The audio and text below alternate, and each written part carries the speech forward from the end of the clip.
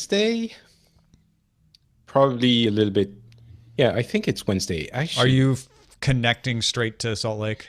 No, that is gonna be horrible. I'm actually going to Paris. I'm in Finland now, So you so go I'm to Finland gonna to go Paris? to Paris. On the connect. The connection is happening in Paris, so it's not like I hang out in Paris. Yeah, you're not going to It's get out of that three. airport. Yeah, it's like 3 hours to Paris, then 10 hours or so to Salt Lake, and on the way back, I'm going through London. Oh, so So it's Paris to Salt Lake direct? yeah, yeah. Well, Wow. thank Okay. God I don't want to have Yeah. two. No, I was Like, I was thinking you were going to have to go through New York or Houston or something. no. Oh, I wouldn't have come if that was necessary. I don't It's blame like you. just, it's honestly I mean, um, there was mitigating or aggravating factors for my last trip, with my teeth being pulled out and all, Hmm. but getting there was not fun, and going back was really not fun. Yeah. Like And Salt Lake it doesn't literally shave that much time off from LA. It's maybe an hour at most, no. right? It's basically yeah, it's basically the same. You go north anyway. Yeah. It's not like. So I'm actually for the first time dreading it. Dreading But flying over. yeah, because last time was so I couldn't sleep, and I'm hoping it goes better, but Which airline did you use last time? um can't even remember. This time it's Delta, I think. Yeah, it would make Huh. sense. Delta would have the So direct flight because that's their yeah. hub in Salt Lake. And I'm flying Delta as well, but it's a much shorter flight. I mean, if even if it was a 10, 11 hours flight direct, it wouldn't be a big deal. But having that layover on Yeah.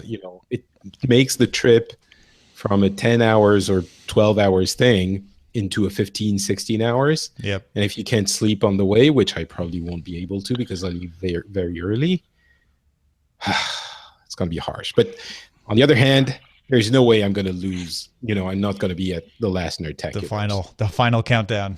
Exactly. All right. Well, let's get going on DTNS then. That'll cheer us up. Yay, DTNS. Are you ready? I was born ready, indeed. Interesting that you should say that. Here we go. The Daily Tech News Show is brought to you by people like me, not outside organizations. To learn more, go to dailytechnewsshow.com/support. This is the Daily Tech News for Tuesday, June 20th, 2017. I'm Tom Merritt, Patrick Beja sitting alongside, and we are about to tuck in to a feast of technology news to help you understand the world around you. I was in Paris last week and I voted, and I came back here in Finland right now, and I'm doing the Daily Tech News Show. So everything is awesome. You're quite the mover and shaker, and congratulations on a successful democratic election. Yeah, some might tell you it went otherwise, but that's a topic for Yeah, I another was time. trying to phrase it as democracy was actually enacted, not that your candidate did or did not win. Yeah. But there was a I'm peaceful happy, but transition not of everyone power. is. Yeah. Yeah, Well, yeah. that's yeah. Let's start with a few tech things you should know about. The OnePlus 5 was officially announced. No big surprises though. Snapdragon 835, 16 megapixel dual camera, 8 gigs of RAM for $539, or you can pay a little less, get 6 gigs of RAM for $479. For sale starting online June 27th, unless you can find one of the select pop-up stores that are around and about. I almost missed the days when OnePlus was making big headlines with these incredible values for these prices. Yeah, these are just good values, but not incredible. Well, I mean, we're used to the incredible values, I would say. Yeah. Instagram Stories now has 250 million daily active users compared to the 166 million for Snapchat. Instagram also added an option to save live broadcasts for 24 hours after streaming. So the place where everyone already is the place more people are using. Doesn't shock me. I just want to say, great artists steal, Mark Zuckerberg is the greatest artist there ever was. He has stolen everything in his product. Facebook, if you don't remember, has been stealing the best features from everywhere for years, and he is incredibly good at that. So that's my 2 cents. Starting today in Minneapolis, Seattle, and Houston, Uber riders can tip their drivers in the app. Uber promises a nationwide rollout of just such a thing by the end of July. Oh, that seems like a good idea. It's the one thing that makes me want to use Lyft over Uber was I can't tip the driver in the app. So good for Uber for fixing that. That was a big one for me. Yeah. WeThings connected health devices are now officially being sold under the Nokia brand. This includes its body and go trackers, home video, and air quality monitors, and thermometer. A new Nokia body scale and premium blood pressure monitor were added to the lineup at health.nokia.com. And if you're a Withings fan, I guess this makes a big deal because that name is now in the books and everything says Nokia. But it's also a big deal that Nokia is moving into Withings' very successful line of devices. Yeah, it's an interesting departure for Nokia. Let's put it like that. By the way, Big Jim points out that while the OnePlus 5 goes on sale June 27th for most people, there is a way to order it today with a special early bird offer and discount. You have to use a password, not a password, I guess it's a code called Clearer Photos. And there is a link if you go to OnePlus.net/OnePlus-5 that says jump in on the early drop. Get your OnePlus 5 now. And apparently that's only in the US and Europe that you can do that. Thank you, Big Jim, for the clarification. Still officially June 27th. That's not wrong. It's just that they're giving some people a little extra way around it, just to make it complicated for people like me to explain it to you. All right, now here are some more top stories. Google launched its new job search feature, pulling listings from LinkedIn, Monster, WayUp, Direct Employers, Career Builder, Facebook, job sites on company sites. It's basically this is just a search engine. This is not a competing job search to Monster or LinkedIn. This is just saying, hey, wherever there's a job posting, we're going to index it like a search engine and show it as a job listing. Google's using machine learning to filter out duplicates, and it will link out to the listing that the algorithm thinks is the most complete job description. Once users click on a job, Glassdoor and Indeed ratings are shown for the company, so you can get an idea of how good is this company to work for. And notably, Google's not doing anything with the application process. That all goes right back to the site that the job was listed at. Job search is available in English on desktop and mobile through the Google search box. So this is, I guess they already do that for a variety of different things like videos, images, and, even for shopping. But it's interesting that they're still expanding these kinds of sub-search, products. And I'm not too sure how the job companies are going to take it. I guess those that are going to be able to best SEO optimize for this are going to take advantage of it, and the others are going to complain about it. Maybe. This seems like one of the odd cases where Google did it right. They didn't try to, like with shopping, they did the opposite. Shopping, they said, you have to pay us to be in the shopping section. And people got very upset about that. Travel has been very complicated because they're not always getting the cooperation of the people involved, and they had to jump through a lot of hoops, and they're still getting a lot of complaints. This one, it does seem like the job companies are cooperating and saying, yeah, whatever gets more people to come to our site, we're willing to do, because you, Google, are acting like an impartial search engine in this case, instead of trying to replace us. Yeah, I'm guessing there will still be people who will find reasons to complain, but I guess we'll see. Spotify confirmed it is testing a sponsored song program that lets music labels pay to add songs at the top of playlist pages followed by users of Spotify's free tier. Free tier. That's important, at least for now. Users can opt out of sponsored song in a new sponsored content section of the settings. Sponsored songs appear above playlist tracks with the ability to play and save the song to the list instantly. Spotify told TechCrunch if the test goes well, it will roll out officially to the free tier users. So the immediate reaction to this is, oh, a new form of payola, right? Payola being the grand American tradition of disc jockeys being paid by the record companies to play their songs.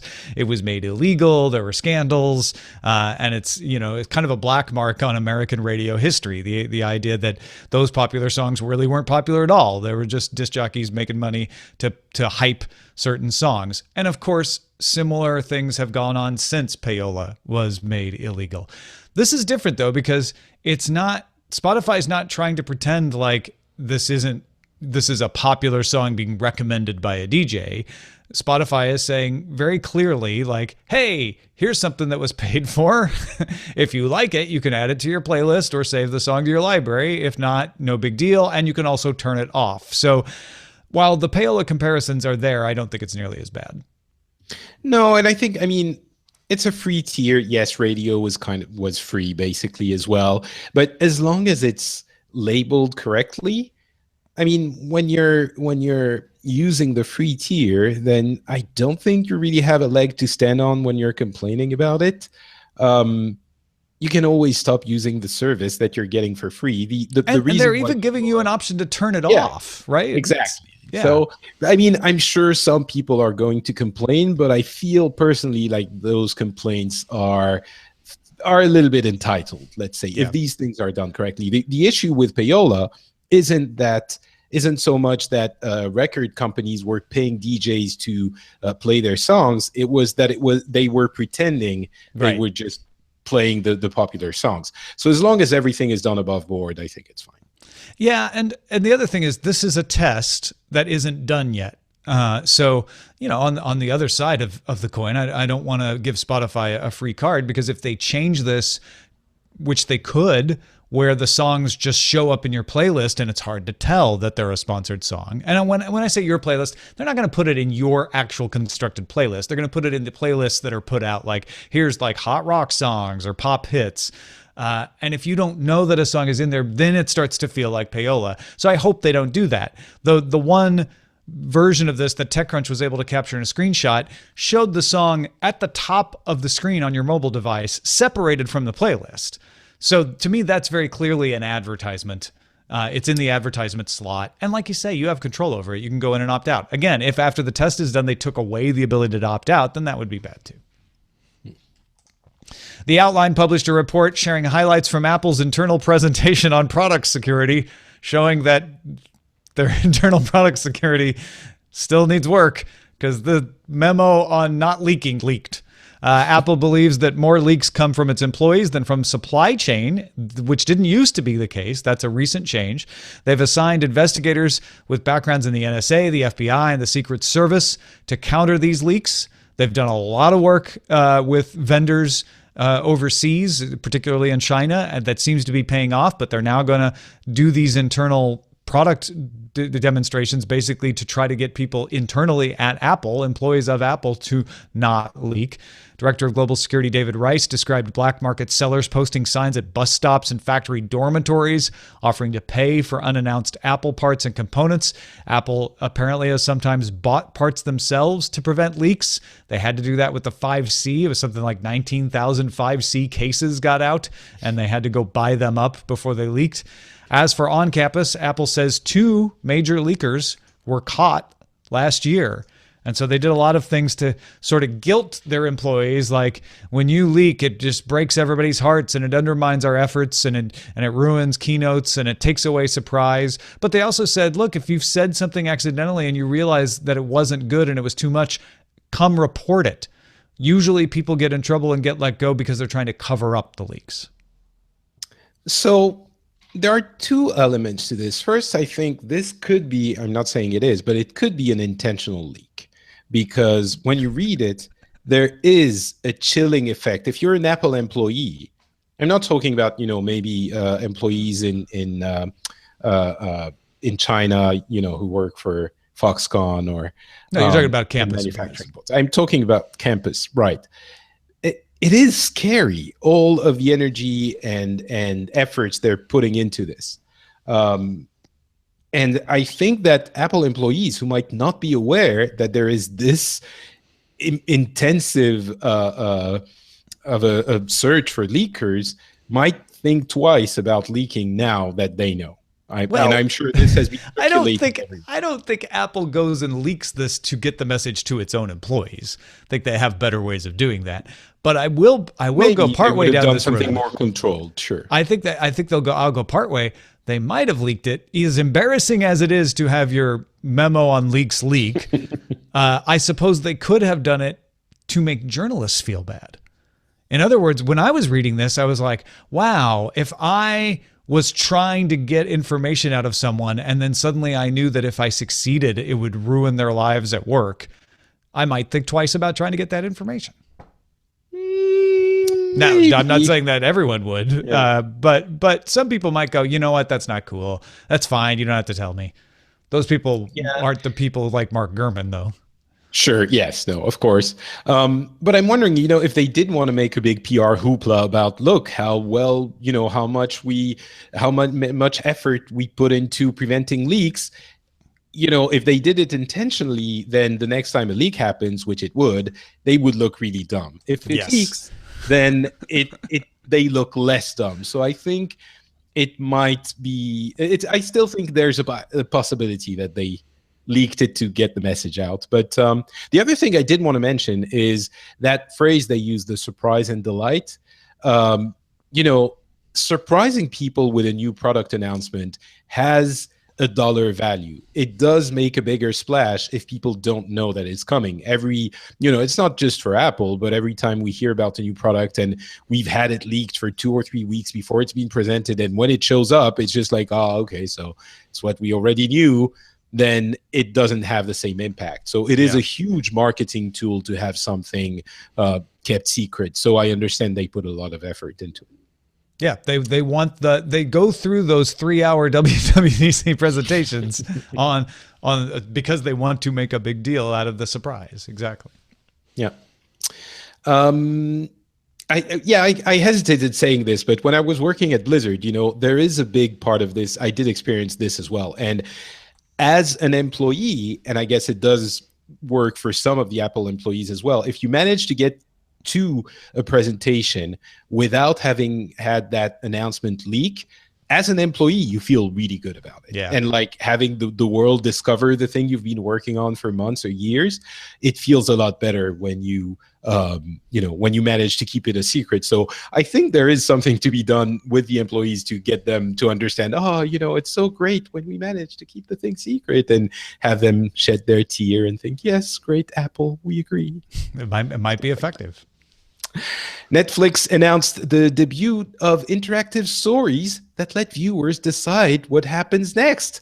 The first releases are meant for younger viewers. Puss. How do you even pronounce this? I know. Puss in Book?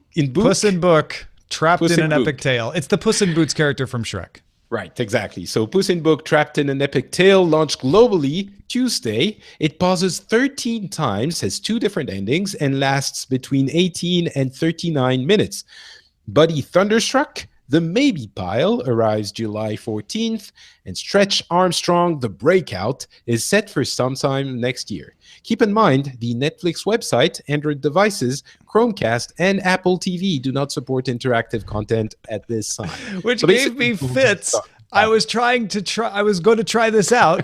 I launched the website. How does the website not support this? I'm like, the one thing that'll have it is the website, right? I go to the website and it just plays through the choices without giving me I'm like, well, that's not working. I'm like, all right, well, I'll go to my Apple TV. I sit down at my Apple TV, does the same thing. And then I go back and read the Netflix posting more carefully. And I see, okay, I tried 2 of the things it doesn't work on. I launched an iPhone and it worked fine. And it does stop. And interestingly, I discovered there's slightly different VO if it knows you have the ability to make a choice than if it doesn't. So it's also available as a straightforward story product. Yeah, essentially, if you don't have the ability to make the choices, it plays it like Puss in Book is making the choices. And so when it Right. gets to the part of the choice, instead of saying, now it's your turn, it says, oh, I see that you've made this choice, Puss in Book. And then it moves on without Interesting. stopping.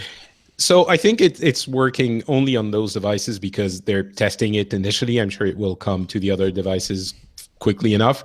And also, I'm guessing, I don't know that for firsthand or for a fact, but that's probably the device kids use the most. You give them a tablet, they play with it, and you have 18 to 39 minutes of peace in your household. Yeah. So I'm guessing that's why they're doing this. But it's really interesting because it sort of starts building a bridge to things that we see in video games. And I could absolutely see some video games, mainly Telltale games, which are heavily story driven and also have choice structures, somehow be converted into this format potentially. Or, it's just, it sort of starts stepping into that realm where they could do a lot more even than just this. But And Netflix is starting with kids stuff, but they haven't ruled out doing choose your own adventure for adults. And I would be interested to see if they come up with a good use for that. Yeah, I mean, the thing is, most of these choose your own adventure things are usually they end up being somewhat similar no matter what you do. And specifically, which one was it? I can't remember. The diagrams we saw had choices, like 6 different choices, but they all came back to the same story right after the choice. There were some more complicated one. Maybe it's the second one, the Buddy Thunderstruck, that has a more complicated structure. But I do worry. I mean, in video games, at least, we have often had trouble creating truly different stories and outcomes with these types of entertainment products. But maybe they'll fare better.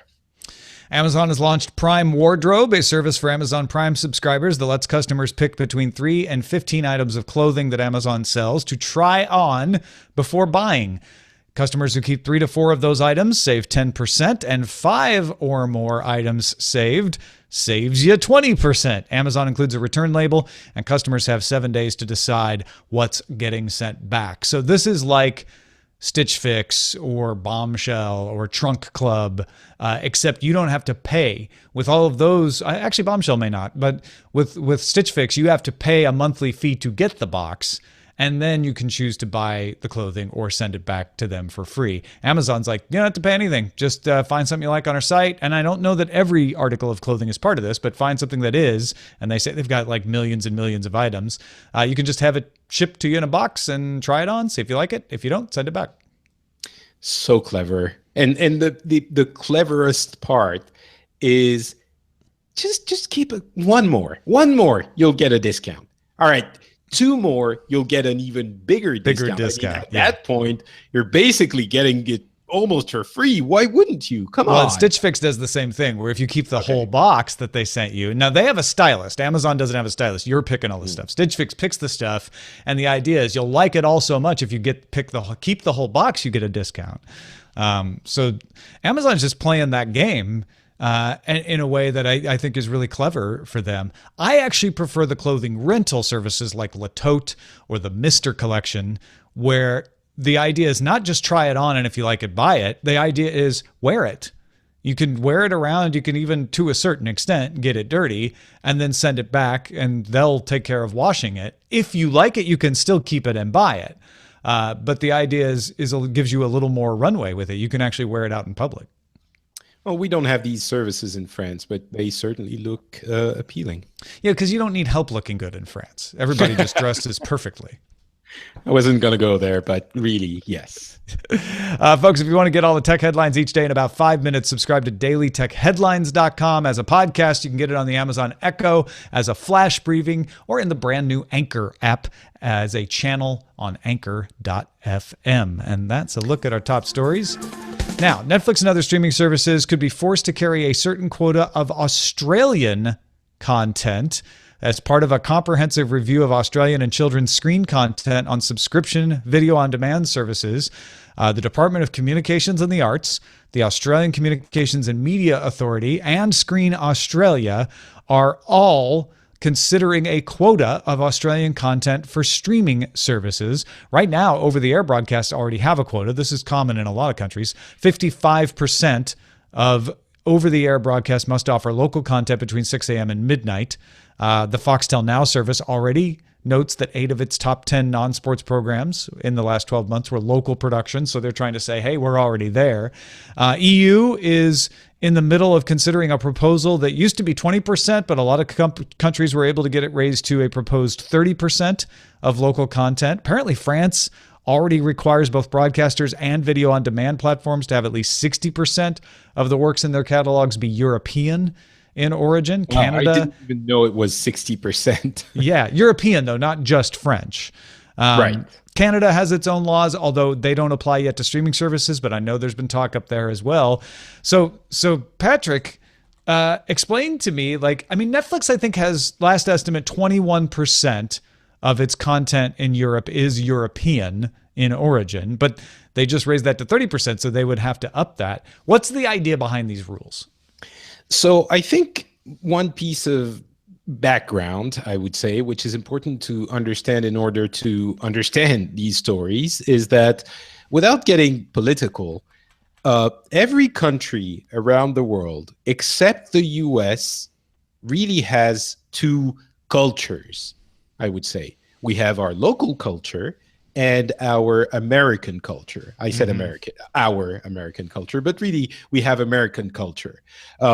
Everything that you guys produce, from movies to TV shows to music, and to an extent literature, but I think that's a little bit more equal.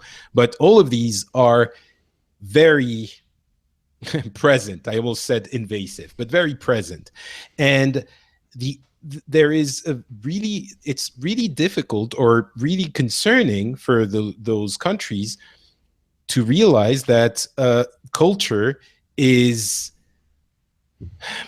I don't want to say disappearing, because that's putting it a little bit too harshly, but really the local culture is threatened by that overabundance of American culture. So the worry is that the overseas culture would just overwhelm local culture, and you wouldn't be making any kind of local culture anymore. Right, which I think for many areas is somewhat the local culture would always exist. I think in music or even TV, we would always have local cultures because it's very easy to produce, or relatively easy to produce. For movies, however, it's a lot more difficult to produce. It costs a lot more. And in many countries, the local movie production is anemic. And in France, for example, we have always managed to keep a very strong movie production, not quota, but rate or market share, because we heavily subsidize and encourage and regulate the production. So this ties into Netflix in the sense that it ties into many other actors of that industry. As you mentioned, many TV channels have to participate in the production of movies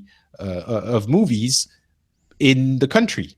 So a lot of the movies, unlike the American movies, which are produced at the risk of the studio that produces it, here, often it's a combination of state sponsorship, TV channels prepaying for it in order for them to be able to have content to broadcast that will count as French produced, and these kinds of things. So for Netflix, it creates a unique dilemma or problem or question, especially for the movie industry. And so we can get to that in a second. But yeah, that's the reason basically why EU is trying to say, all right, you can come play in our sand pit, but you have to contribute.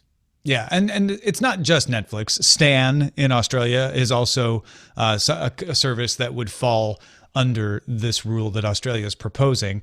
But Netflix is obviously the big player because Netflix is global, it's American, it has a whole lot of content, and it makes its content in various parts of the world. I think Netflix has tried to get ahead of this issue a little bit, but there is no regulation on streaming services. So let me set aside, because I know there's a lot of you out there who say there shouldn't be any regulation in the first place, and you, even though you've understood what Patrick says, maybe you disagree with it, but set that aside. If you are regulating television, why wouldn't you regulate the streaming services? So the logic goes. And Netflix is kind of in an oppositional situation to that local industry. Even though Netflix tries to create products in all of the markets that it's in, it can't create them in every single one, but yeah, they're making shows in France with French production companies and French actors. And the people who are directing shows and directing movies for Netflix love how Netflix operates because they just hand them the keys and let them go, apparently. But Netflix is seen as a threat. And I think you were just telling me before the show that at the Cannes Film Festival that popped out. Yeah, and it was a really interesting / concerning and bizarre thing that happened there. I'm guessing you guys know what the Cannes Film Festival is. I don't know how well known it is internationally, but I think everybody knows that it's a film festival. I don't know that they understand how French it is, maybe. Right. So it's basically very, very French, and it's kind of the highbrow auteur film festival, which is often decried for that, even in France. But it is still regarded pretty highly as one of the major events and major industry events in the country. And from here, it is very outwards looking. It's not just a Frenchy French thing. It also includes movies from all over the world. So what happened this year was that 2 of the movies presented there were produced by Netflix. And I think one was also produced by Amazon. And they were high quality, regular movies, except we have an issue with the support of the movie industry. We have that chronology of broadcasting content. I'm sure you have a term for this in the US as well, but basically movies can't come out to DVD or Blu-ray until 6 months after they're released. The windowing system is often what we call it. Yeah. So the windowing system, and in our windowing system, the way it's done currently is that a movie can't come to subscription VOD services. They are the end of that chain, right? So they can't come to a subscription VOD service until 3 years after it's been released in theaters. So Netflix was like, okay, fine, we'll produce the movie and we just won't put it out in theaters. Yeah, because Netflix is saying our subscribers are essentially paying for this movie. We're not going to hold it back from them. Exactly. They don't, it makes no sense for them financially or even logically to do things like this. And of course, the Cannes Film Festival being heavily industry related, you had a whole lot of theater unions or theater organizations that were very unhappy about this and very unhappy with the Cannes organization for putting those movies that weren't going to come out to theaters in the running. And there was booing at the showing, and there was a bunch of things happened. And the irony, well, I guess the big problem in all of this is that a lot of people said that Netflix is attacking or killing French movie industry or French,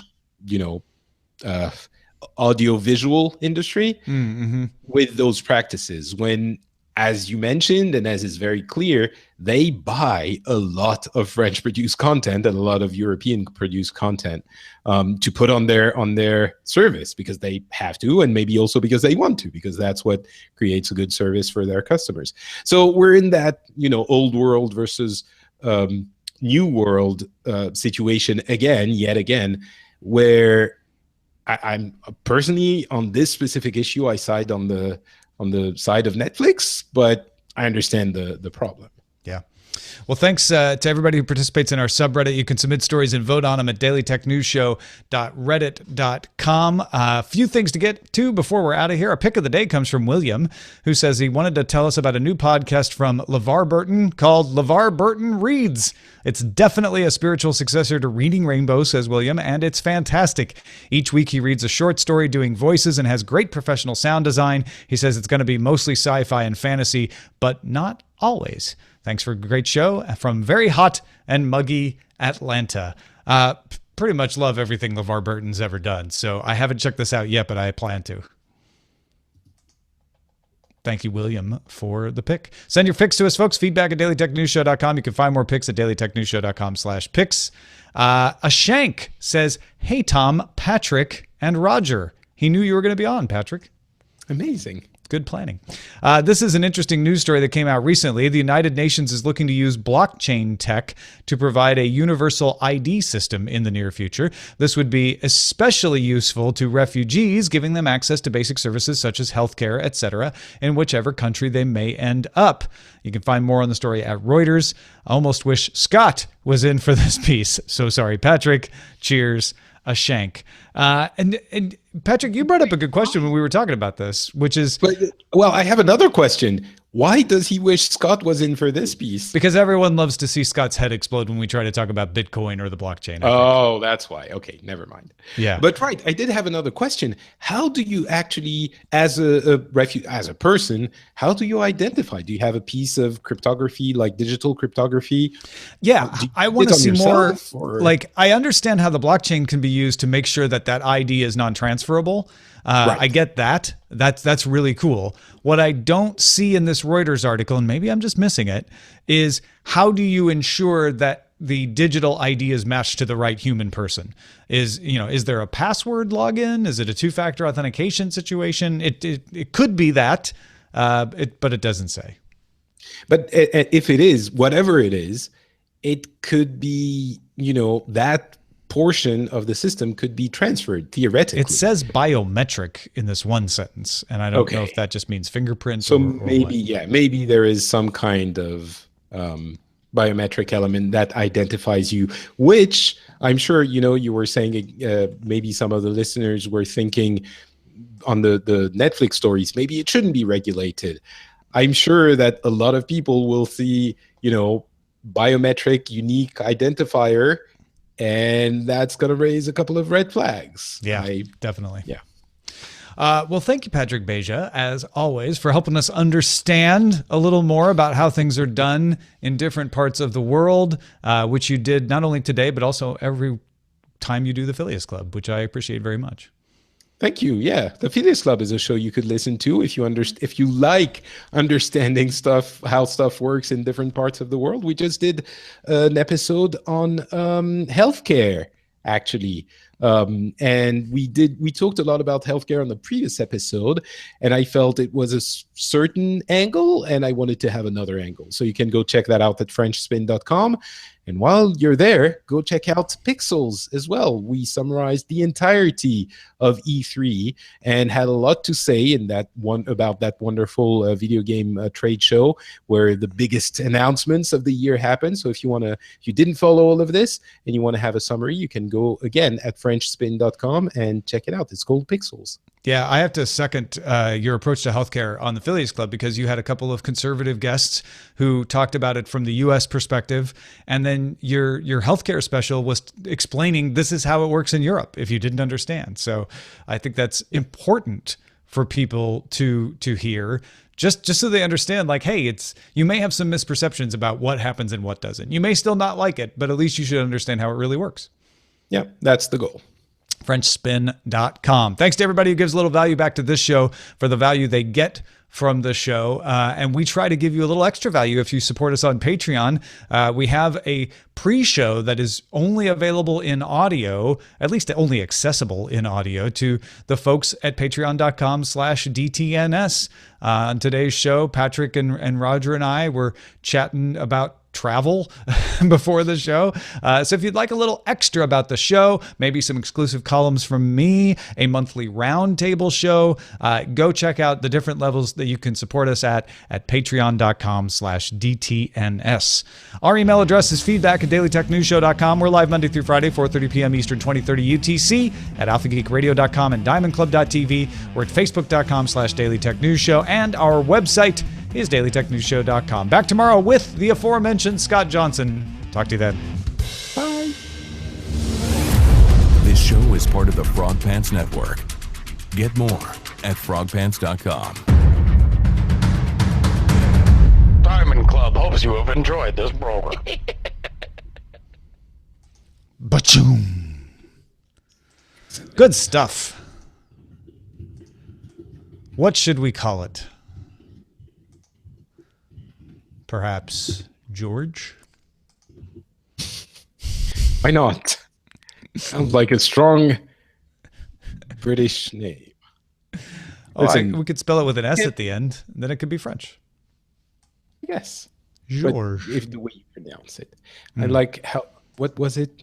Frenchy French things? Frenchy French. Frenchy French thing. I think there's a French too many in that, but Frenchy French. Frenchy Whoa, French we got thing. a lot of them in there today. All right, can you hear me now? Yes, we can. Some days Yes, it we works. can. Right, it's a leak about leaks. The leak, everything is awesome. 1839 minutes of peace. Pay YOLO, Netflix and choose. 1 + 5 = 500. Frenchy French thing. I choose you, Netflix. Choose your own adventure. Ending number 4 will shock you. Netflix glows global locally. Netflix playing over down under.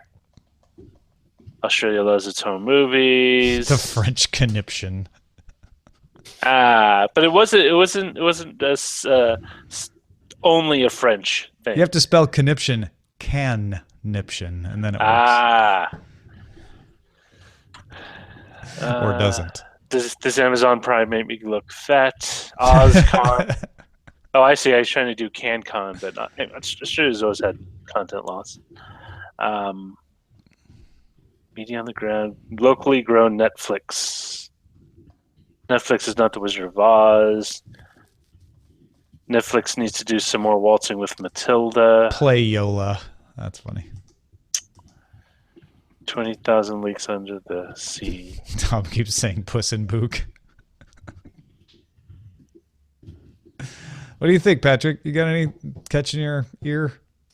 Well, I always like everything is awesome because I'm a positive person, but Yes. Frenchy French thing, I kind of like it. And it's about Netflix. Leaks break hearts is kind of oh, I also like 18 to 39 minutes of peace. Yeah, depending. Yeah. Yeah, there's a lot of good ones in there.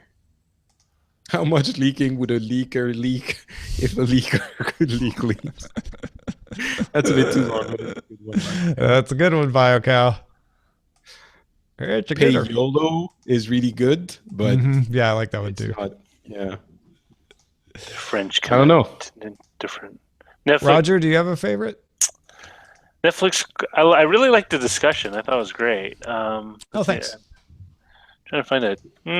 I'm not really. Can't find anything that I would lean towards. Well, then Frenchy French thing would be my. Okay. Yeah. Blame it on the French. Blame it on the French. Blame it on. I like how Patrick took an Australia story and just turned it into a France story. I've always been wondering that because like it's interesting because media is very easy to apply a cultural tariffs on, right? Movies, music, books, and stuff. What about things like food? Because food is very culturally defined as well. Like McDonald's. Yeah, like does McDonald's need to come up with like 30% of That's their a menu? good question. Is there a support for local food, local cuisine?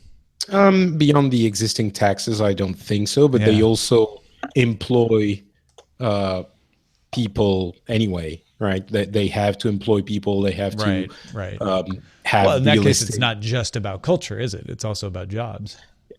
Well, I mean, if you want to talk about food as culture, I don't think we want McDonald's to have anything to do with that. And we don't have a problem with French food culturally, right? We already have a very strong presence. The problem is that French television just isn't good enough to compete on its own. Yes. Whereas French food is. Yes. Interesting. I absolutely believe that French televisions and French movies are on life support. Well, mainly movies are on life support because we choose to do so. Maybe that's something I didn't make clear enough. Yeah. They are on life support. But the big No, question you said is, that, but it just didn't really strike me until I made the comparison with food.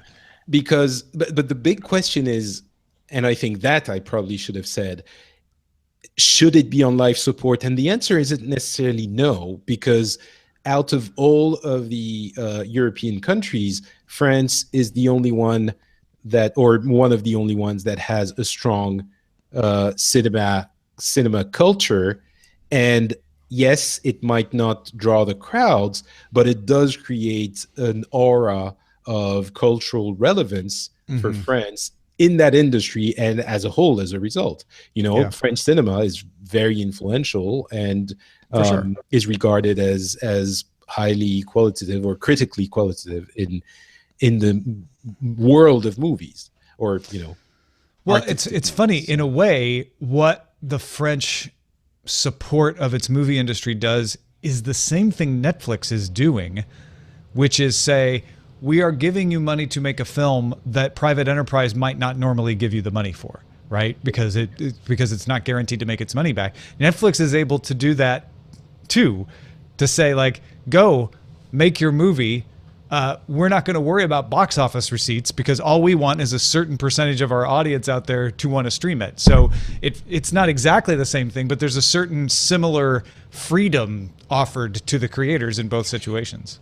Yeah, no, absolutely. It is exactly how that works, and it is somewhat similar. And I do want to mention there are some good French movies, not all of them. Of course. And also, Australia was part of Eurovision and has been part for a few years. Which I never understood. So I think it means that it's absolutely acceptable to talk about European rules when you're talking about a country that's part of Eurovision. You're gonna play the Eurovision card on this one. Fine. Well, of course. Well, some people are still listening to this. The patrons are still listening to this, and the video and they people, will tell me if they agree with me or not that this absolutely justifies it, and it makes it natural that we would talk about European. If you don't understand what Patrick's talking about, there's a annual singing competition. Oh, come on. Everyone knows Eurovision. Not in the U.S., they don't. Where each European country sends a singer and an original song to compete in May for the right to host next year's Eurovision. And 2 years ago, was it that Australia was included as part of the 50th anniversary, right? And the reason was because Eurovision is so popular in Australia. Australians love watching Eurovision, but they never get to cheer for their own person because Australia is not in Europe. So they made an exception for the 50th anniversary, and then it's now stuck. They keep letting Australia come back. Well, I mean, they let Israel other countries into. Israel's another one that isn't in Europe. Well, but Israel is at least close to Europe. It's it's right closer, there across the Mediterranean. I guess, yeah. I guess it's a bit of a stretch. It's not as much of a stretch as Australia. Well, no, that's what I'm saying. They're both a stretch. No, that's not the same, though. Australia is part of the Commonwealth, but at the same time, the UK is kind of exiting the EU, but the EU is not Europe. It's, so it's all very complicated. I think, as a former colony of the empire, the US should be allowed to participate. Absolutely. And Justin Bieber actually performed at Eurovision, not this year, but I think the year before, right? A couple of years ago, yeah. That was... Yeah, but then people would be upset because the U.S. would try to cram in more nominees than just the allotted one. It would be like the U.S. in soccer, right? The U.S. would spend all our good talent would go to The Voice and America's top Oh, yeah, Got I'm sure Talent. that's what people. And so it'd be like Eurovision it would be our second tier singers would go to Eurovision. So Well, basically, everyone sends their second tier talent. Oh well, yeah, all right, fair enough. here's our leftovers. Take them. Well, everyone, Eurovision is a really interesting cultural phenomenon. A lot of people love it. It's incredibly kitsch, and it's funny because on the eastern side of Europe, you have a lot of people that are genuinely incredibly invested in that thing. And on the western side, a lot of people think it's, old-fashioned and kind of ridiculous. Corny. And you can absolutely see which country really wanted to be part of the modern idea of Europe when the Berlin Wall fell and when the Eastern Bloc was broken up. And in some cases, it also has to do with the desire of the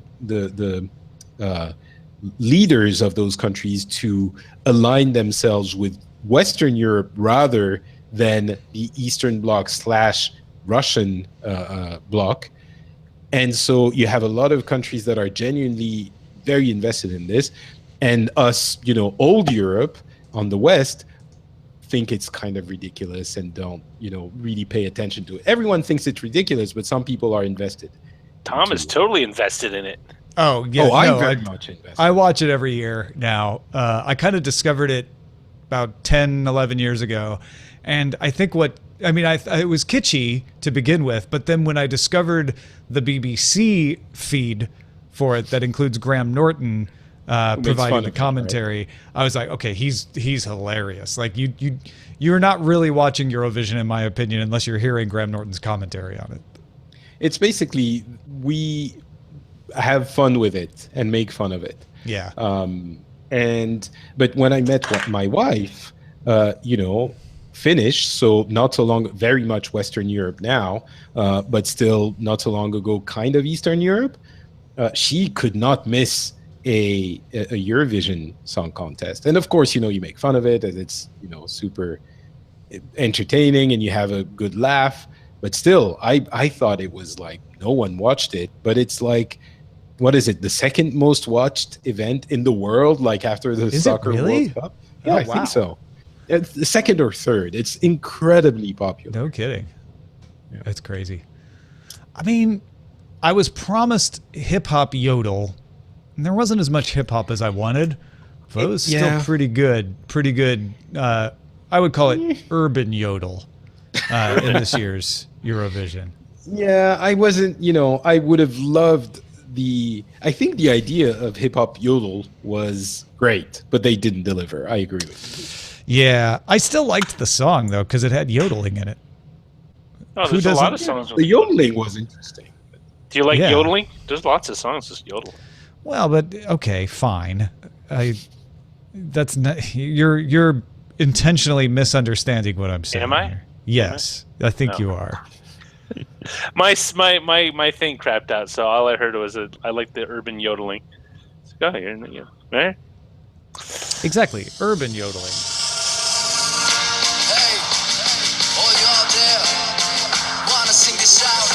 Oh, you're gonna get tagged on YouTube. Yeah, I'm trying not to get taken down. See, yodelay, yodelaya.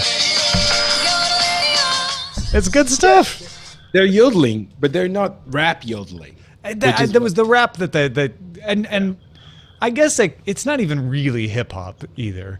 No, there's virtually no rap. Yeah, it's more pop yodeling. Yeah, kind of. They had that in the 80s too, a little bit. Big Jim says, "I want Gregorian chanting." You very likely will get it. It's been there before.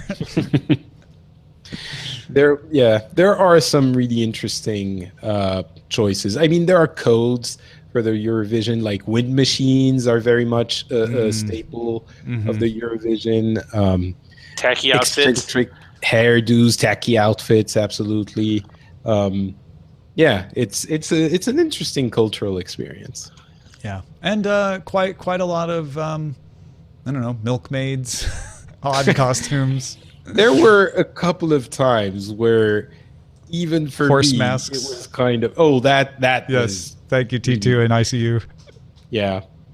But do you remember it was 3 years ago? I think there were. I don't think it was milkmaids. Was it milkmaids? Poland had But, the milkmaids. That's what I was thinking of. But was it the one 3 years ago? I think that where was 3 years they ago. were okay because it was They were like churning butter. exactly churning butter and with kind of revealing outfits. Yes. And they were accentuating the movement of. I mean, I don't know. I mean, maybe- I'm embarrassed that I just did the move that I did. I now imagine. Yeah. Yeah. Right. So there you go.